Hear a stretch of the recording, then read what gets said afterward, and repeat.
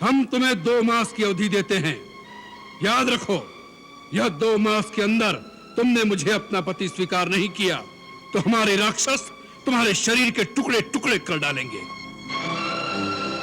तुम सब मिलकर ऐसा उपाय करो, सीता शीघ्र ही हमारे वश में आ जाए। प्रतिकूल अथवा अनुकूल व्यवहार से साम दाम दंड भेद सभी नीतियों का प्रयोग करके सीता को रास्ते पर लाओ, अन्यथा तुम सबका जीवन समाप्त कर देंगे।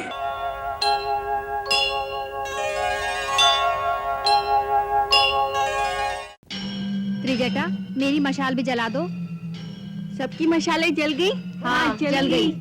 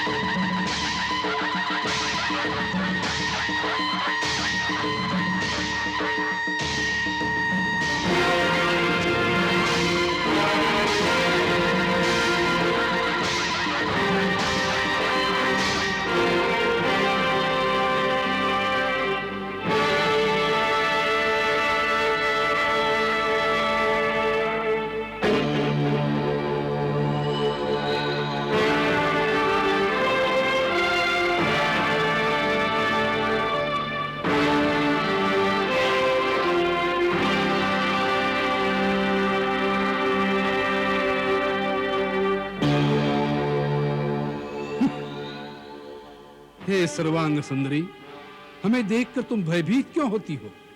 हम तो तुमसे प्रेम करते हैं। यह अनुपम सौंदर्य ब्रह्मा जी ने केवल तुम्हें प्रदान किया है। तुम्हारे पश्चात ऐसा रूप उन्होंने किसी दूसरी स्त्री को नहीं दिया। ऐसे रूप सौंदर्य की स्वामिनी होकर इस प्रकार पृथ्वी पर सोना, निरंतर चिंता करते रहना, मैले वस्त्र पहनना, कई कई दिन तक उपवास करना, यह सब तुम्हें शोभा नहीं देता। तुम्हारे लिए तो हमारे महल में दिव्य आभूषण, हीरे मोती माणिक, रेशमी परिधान, संसार के सर्वोत्तम भोजन, बहुमूल्य पेय पदार्थ अर्थात संसार के सारे सुख हाथ बांधे तुम्हारी सेवा के लिए खड़े हैं। तुम वहां आ जाओगी तो रानी मंदोदरी और हमारी सहस्त्र स्त्रियां दासियां बनकर तुम्हारी सेवा करेंगी।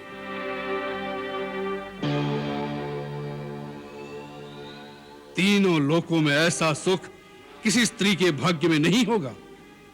सचमुच श्री राघव की धर्म पत्नी होने का परम सुख जो मेरे भाग्य में लिखा है, वो तीनों लोकों में किसी स्त्री के भाग्य में नहीं लिखा होगा। राघव की धर्म पत्नी बनने का सुख उस वनवासी भिक्षुक के पास अब क्या रखा है?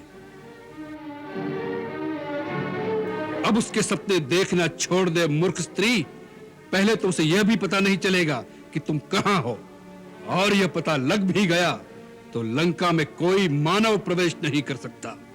और अब तो यह भी भरोसा नहीं कि वह जीवित भी होगा या पत्थरों से सर पटक पटक कर मर गया होगा। उसे भूल जाओ। एक बार मेरी ओर देखो त्रिभुवन सुंदरी, केवल एक बार। किसी भी स्त्री का छल बल से हरण करना, उसे बलपूर्वक अपनी पत्नी बना लेना, यह राक्षसों का स्वधर्म है। फिर भी हम तब तक तुम्हें स्पर्श नहीं करेंगे जब तक तुम स्वयं हमारे प्रेम को स्वीकार करके हमारी भुजाओं में नहीं आ जाओगी। रावण, जुगनू की चमक से सरोवर में कमलनी नहीं खिलती। याद रखो, जिस प्रकार सूर्य से उसकी प्रभा अलग नहीं हो सकती, उसी प्रकार मैं भी श्री राम जी से अभिन्न हूं। जिस प्रकार एक पापी पुरुष सिद्धि के लिए पूजा का अधिकारी नहीं होता, उसी प्रकार तुम भी मेरी याचना के योग्य भी नहीं हो। मैं पतिव्रता हूं। मैंने एक बड़े कुल में जन्म लिया है। मेरा एक पवित्र कुल में संबंध हुआ है। मुझसे कोई लोक निंदित कार्य संभव नहीं हो सकता। तुम अपना मन मुझसे हटा लो, नहीं तो इसी पाप की आग में तुम अपने स्वर्ण लंका समेत भस्म हो जाओगे। तुम्हें श्री राम की शक्ति का आभास भी नहीं है। उनके धनुष की टंकार मात्र से लंका द्वीप समुद्र की गर्भ में डूब जाएगा। एक तुम्हारे पाप के कारण सारे संसार में राक्षस कुल का विनाश हो जाएगा। बस बहुत हो चुका उन दर दर भटकते हुए वनवासियों की शक्तियों का वर्णन। सीते, हम प्रेमवश तुमसे मीठी बात करते हैं, इसी कारण हमें बहुत नरम समझकर तुमने हमारी शक्तियों को नहीं पहचाना। भ्रुकुटी मात्र हिला दें तो सूर्य चंद्र डर के मारे अपने अपने स्थान पर कांपते हुए ठहर जाएं। हमारी गर्जना सुनकर हिमालय डगमगाने लगता है। समुद्र, आकाश, पाताल में रहने वाले समस्त देव, दानव, यक्ष, गांधर्व, किन्नर, नाग, असुर, यहां तक कि नवग्रह भी हमारे आदेश की प्रतीक्षा में हाथ जोड़े खड़े रहते हैं। यदि ऐसी ही अपनी वीरता का गर्व था तो उस दिन छल से मेरे पति और मेरे देवर को आश्रम से दूर भेजने का कुचक्र न रचाते और उनके चले जाने के पश्चात मेरा हरण न करते। यदि वो उस समय वहीं होते तो उसी समय इस दुष्कर्म का फल तुम्हें मिल जाता और इस पृथ्वी पर से तुम जैसे पापी का बोझ कम हो जाता। तुम जानते थे कि युद्ध में उनसे पार पाना असंभव था। जैसे एक कुत्ता दो शेरों के सामने आने से डरता है, उसी प्रकार तुम भी उनके होते हुए हमारे कुटिया में पैर न रख सके। सीते, तुमने जो अपमान भरे वचन कहे हैं उसका एक ही दंड है। अपनी इस चंद्रहास खड़क से तुम्हारा शीश काट लो। मृत्यु से तुम्हें एक ही बात बचा सकती है, अपनी इच्छा से हमारी शरण में आ जाओ। और तुम्हें भी एक ही बात बचा सकती है पापी, अब भी श्री राम प्रभु की शरण में चला जा। वो बड़े शरणागत वत्सल है, शरण में आने वाले के सारे दोष क्षमा कर देते हैं। मुझे भक्ति और आदर के साथ मेरे प्रभु के पास पहुंचा दो, नहीं तो इस लंका की ईंट से ईंट बच जाएगी। तुम्हारे राक्षस कुल का समूल विनाश हो जाएगा। इस नगरी में केवल डाकनी और दूत रहेंगे। सीता, अपनी मृत्यु का आवाहन न कर। यदि मुझे मृत्यु आ जाए तो मेरे सारे दुख छूट जाए।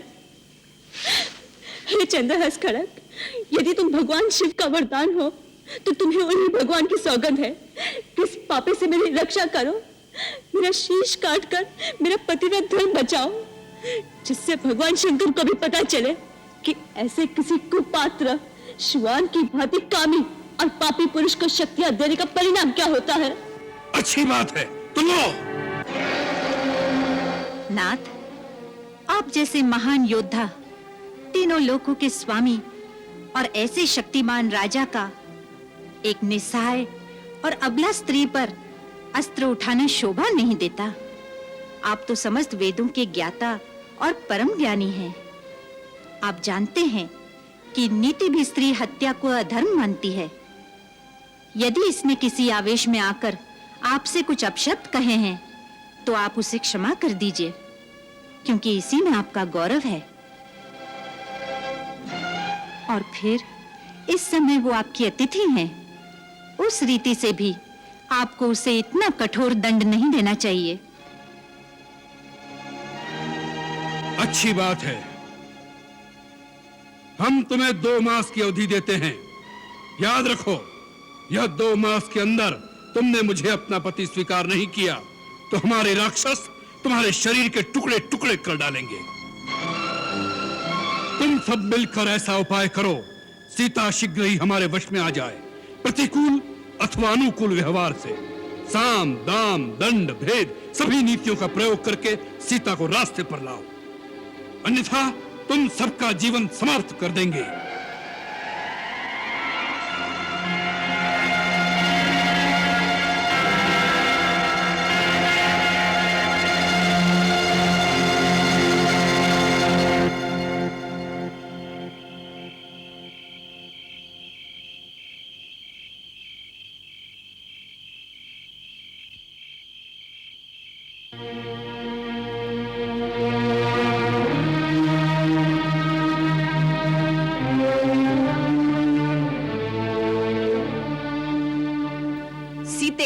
तुम पुलत्स्य वंशज रावण की भार्या बनना भी कोई बड़ी बात नहीं समझती। पुलत्स्य जी 6 प्रजापतियों में चौथे हैं, ब्रह्मा जी के मानस पुत्र हैं।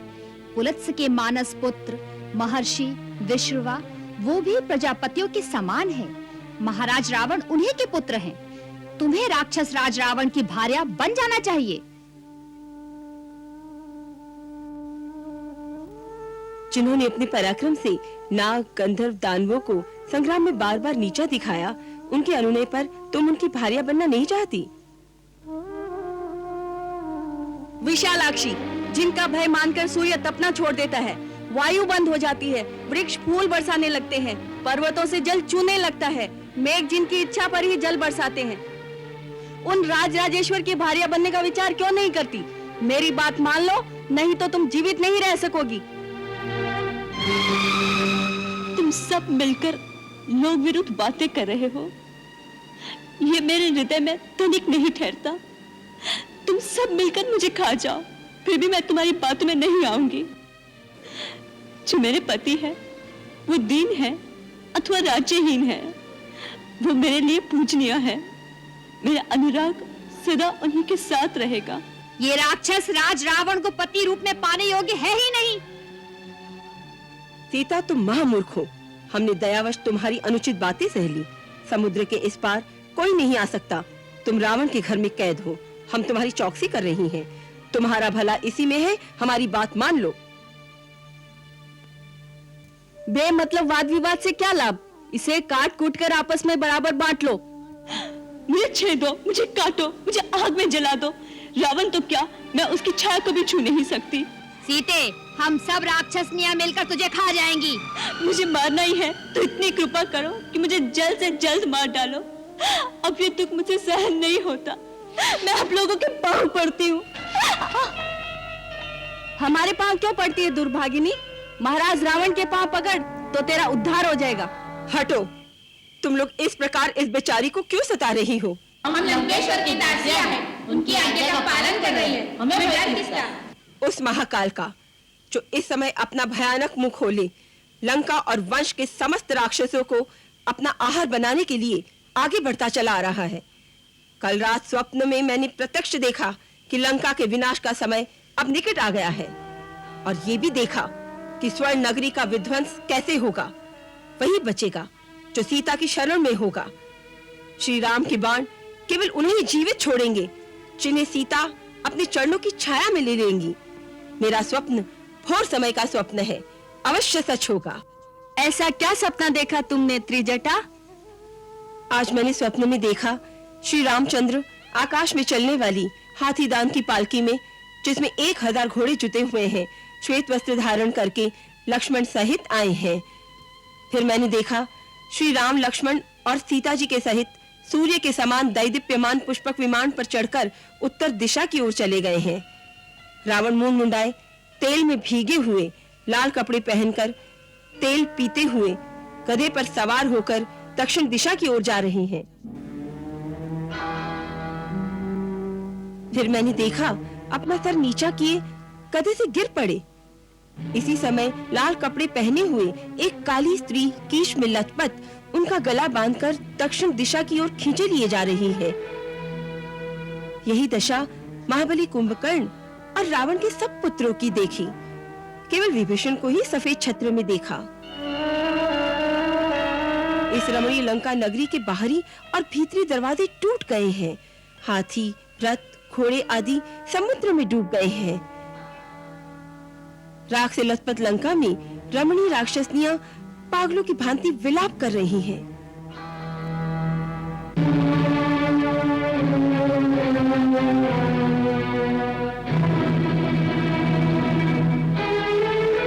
हे सीता, यदि ये सपना सच है तो हमें क्षमा करना रानी।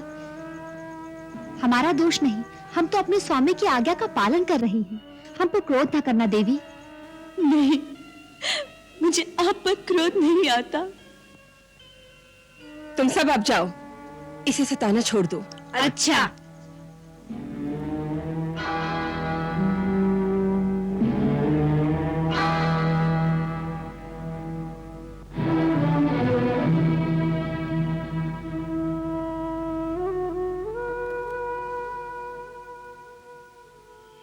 इन पर क्रोध मत करना बेटी। मुझे किसी पर क्रोध नहीं आता, केवल अपने आप पर आता है कि ऐसी अवस्था में पहुंचकर भी मेरे प्राण क्यों नहीं छूटते। अवश्य मुझ में कोई खोट होगा जो पति से विहीन होकर भी मैं जीवित हूं। हे मृत्यु की देवी, हम सब तेरे बालक हैं। हम सबको एक न एक दिन तू अपनी गोद में बिठाती है। हे माता, मुझ पर उपकार कर, मुझे आज ही अपनी गोद में ले ले।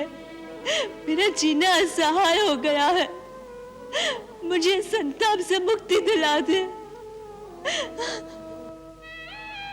विपत्ति के समय मृत्यु को नहीं बुलाना चाहिए, ये भीरू लोगों का काम है।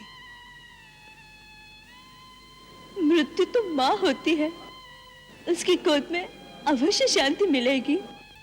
मृत्यु से शांति नहीं मिलती पुत्री, मन की तड़प तो साथ ही जाएगी, फिर शांति कहाँ।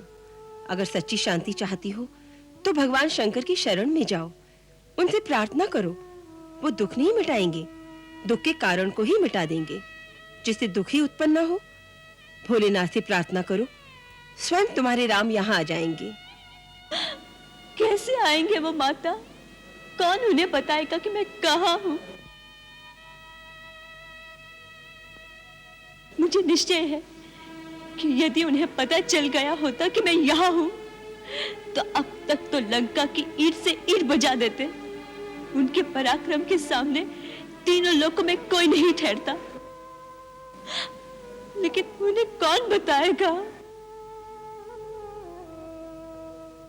मुझे कोई ऐसा दिखाई नहीं देता जो मेरे रघुवीर तक इतनी सूचना पहुंचा दे कि उनकी वैदेही उनके श्री चरणों से दूर राक्षसों के द्वीप में पड़ी बिलख रही है, जैसे निराशा की आंधियों के बीच आशा का दीप टिमटिमा रहा हो, जो कभी भी बुझ जाएगा।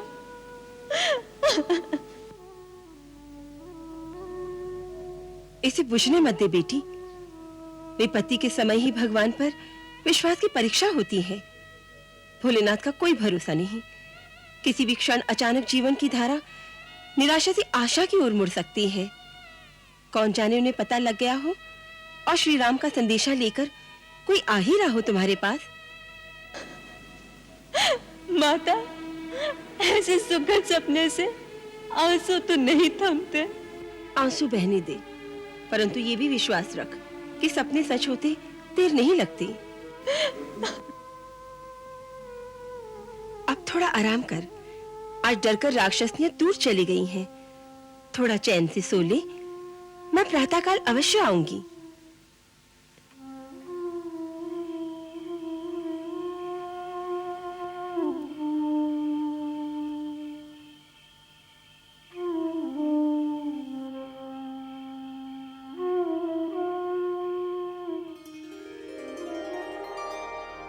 जय श्री राम। हनुमान जी महाराज अशोक वाटिका पहुंचते हैं।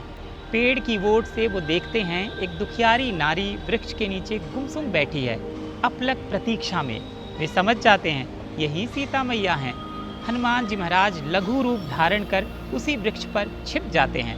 तभी रावण मंदोदरी और अंगरक्षकों के साथ वहां आता है। सीता माता घास की ओट लेती हैं।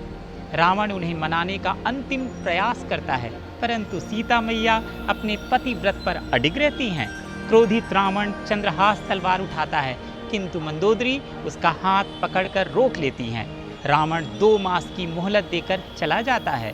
राक्षसियां सीता को डराती हैं, पर त्रिजटा अपने स्वप्न का वर्णन करती हैं। वह कहती हैं राक्षसों का अंत निकट है और माँ सीता की शरण में आने वाला ही बचेगा। यह सुनकर सभी राक्षसियां क्षमा मांग लेती हैं। अकेली माता सीता मृत्यु की कामना करती हैं। वृक्ष पर छिपे हनुमान जी महाराज राम कथा गाते हैं और मुद्रिका गिरा देते हैं। माता सीता चकित होकर उन्हें बुलाती हैं। हनुमान जी महाराज स्वयं को राम दूत सिद्ध करते हैं। आभूषण और मुद्रिका की स्मृति दिलाकर अंततः वे माता सीता को आश्वस्त करते हैं कि प्रभु शीघ्र ही उन्हें मुक्त करेंगे। जय श्री राम।